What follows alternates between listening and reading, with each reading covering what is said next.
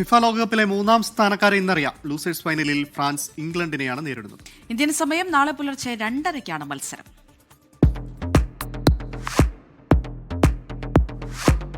Losers ഫൈനലിലെത്താതെ വീണവരുടെ പോരാട്ടം. ലോകകപ്പ് എന്ന വലിയ സ്വപ്നം കയ്യെത്തും ദൂരെ നഷ്ടമായ രണ്ട് സംഘങ്ങളിൽ ഒരാൾക്ക് മൂന്നാം സ്ഥാനമെന്ന സമാശ്വാസ സമ്മാനം വാങ്ങി മടങ്ങാനുള്ള അവസരം.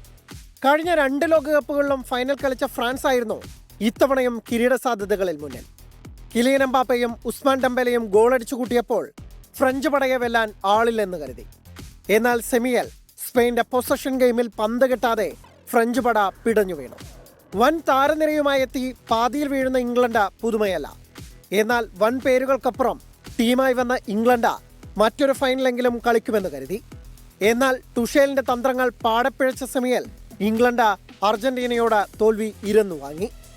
മൂന്നാം സ്ഥാനത്തിനൊപ്പം ഗോൾഡൻ ബൂട്ട് കൂടി കൂടെ കൊണ്ടുപോകാമെന്നും ഇരു ടീമും മോഹിക്കുന്നു. ഒരു ഗോളടിക്കുന്നതിനൊപ്പം ഫൈനലിൽ മെസ്സിയുടെ ബൂട്ടുകൾ നിശ്ചലമാവുകയും കൂടി ചെയ്താൽ തുടർച്ചയായ 2ാം ലോകകപ്പിലും എംബാപ്പയ്ക്ക് സ്വന്തമാകും സുവർണ പാതുകം. ഇംഗ്ലണ്ടിന്റെ ഹാരി കെയ്നും ജൂഡ് ബെല്ലിംഗ്ഹാമിനും ഹാട്രിക് വേണം ഗോൾഡൻ ബൂട്ട് കൂടെ കൂട്ടാൻ. World cup desk 24.